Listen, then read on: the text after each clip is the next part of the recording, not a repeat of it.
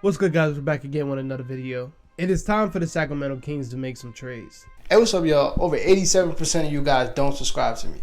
Please subscribe, man. You see the goal we're trying to reach. We're trying to reach this by March 1st. You might be asking, what is March 1st? That is my birthday. Y'all birthday present to me would be giving me 1,000 subscribers. So please subscribe. If you are subscribed, share with your friends. That will help out. Peace out. So previously, this video was going to be about just naming a trade option for every team. That was probably going to be my second time doing that. I believe I did that video about a month ago. But then I sent the idea to my thumbnail maker. Shout out to my thumbnail maker. And the thumbnail that he sent back, the one that you see now on the video, it just looks like more of a Kings thumbnail. So I was like, might as well just make a Kings video part 2. And I don't mind it. I actually really like talking about the Kings. So in my last video about the Kings, I talked about how the Kings are having probably their best season since 2004. And that's a long time ago. And this is their best shot at making the playoffs and breaking that streak. But what I didn't say was they still need to make some trades, because at any time you lose one or even two of those top two guys, your team is not deep enough to keep you above water. Like the Pelicans right now, they don't have Zion, they don't have Brandon Ingram. He hasn't played since Black Friday, and they're still good and they're still winning games. Even you can go to the Grizzlies, same thing. Ja was out, Desmond Bane was out, they were still winning games. The Kings don't have that luxury.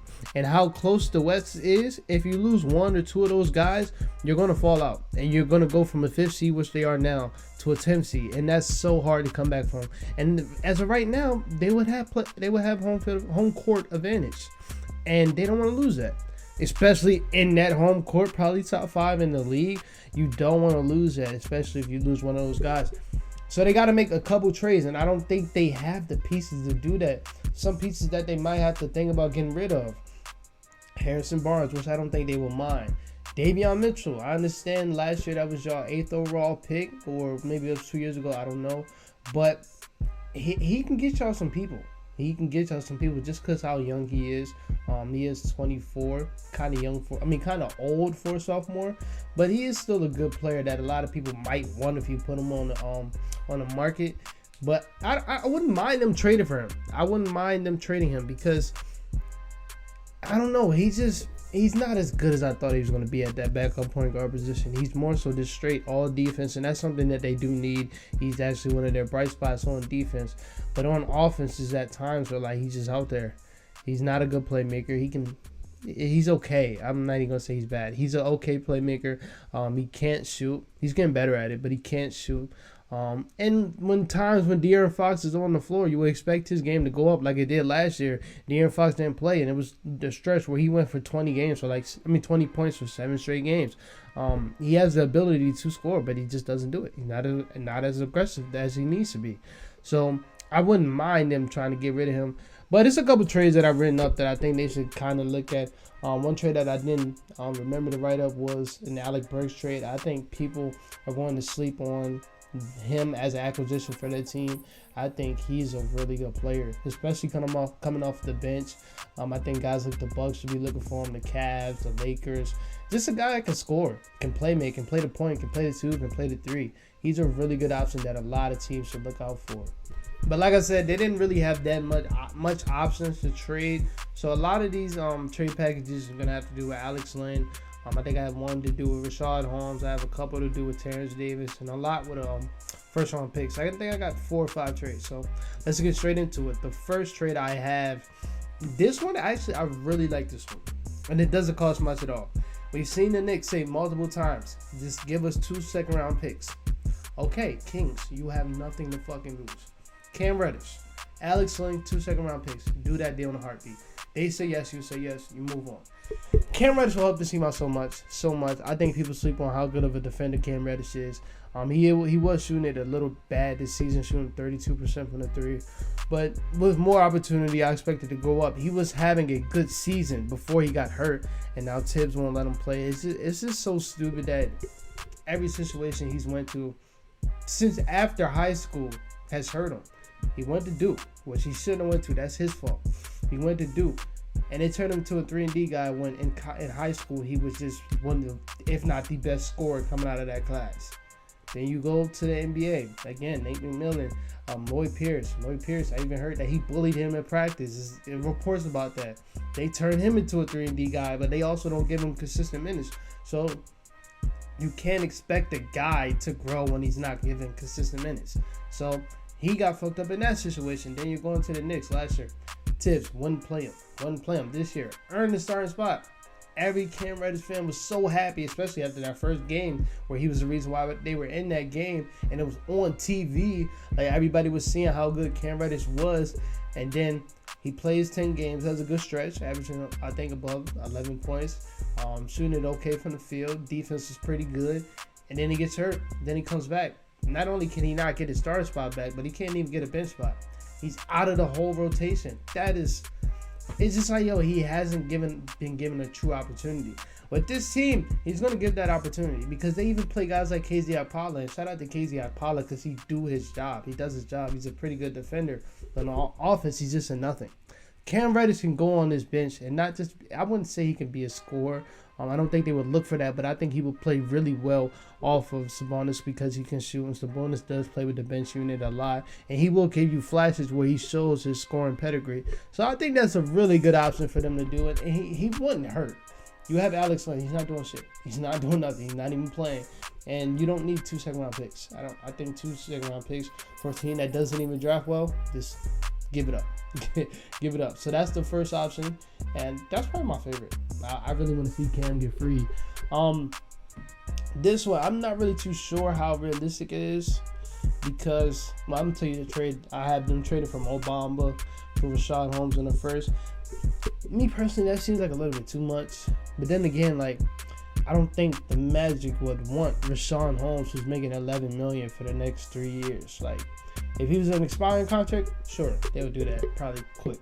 But for the next 3 years, you're paying Rashad Holmes.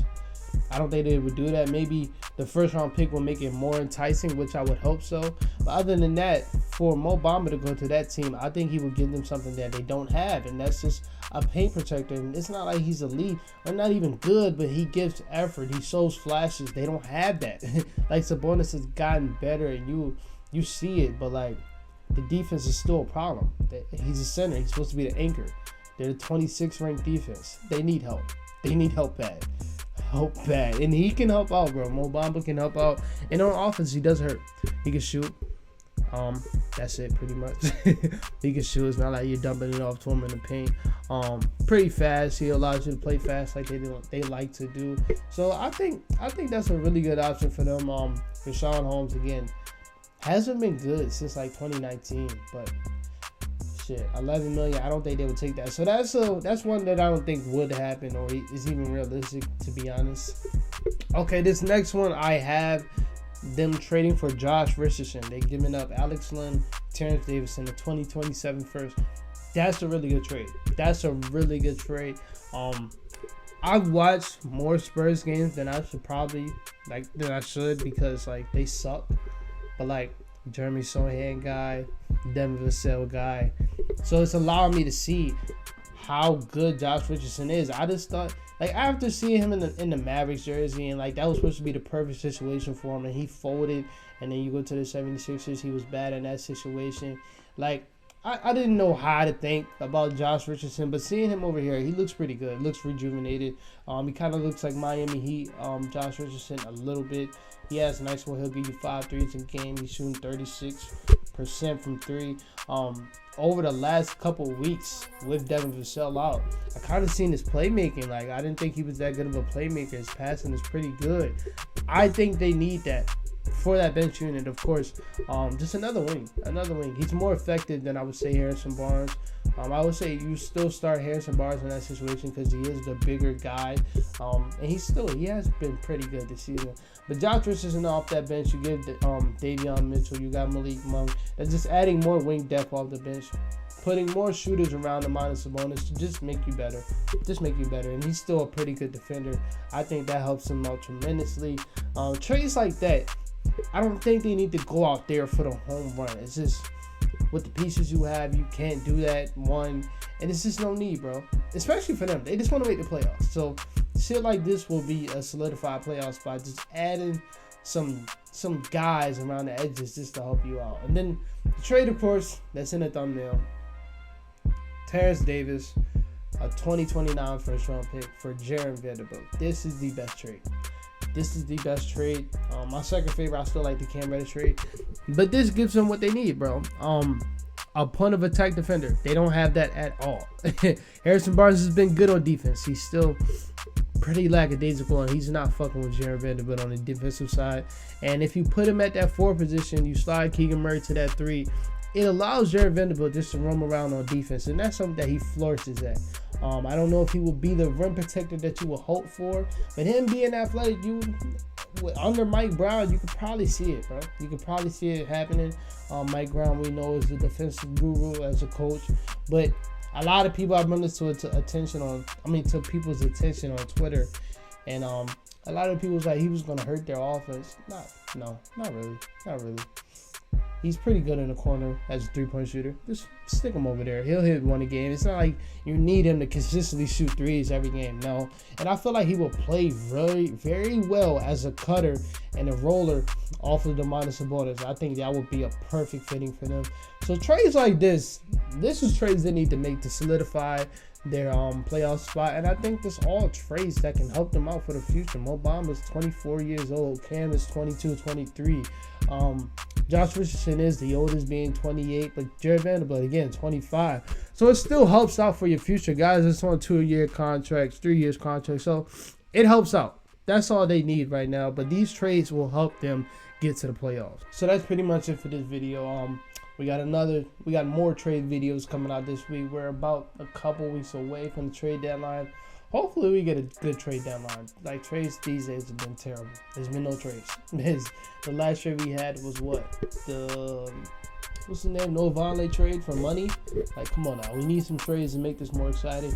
But I do think we're in for a very exciting trade deadline. It's just a lot of names floating around, and a lot of people that need to make trades. It's not like last year where people just make trades to help them out, like trading for Derek White. Nah, like these niggas, every team damn near needs to make a trade.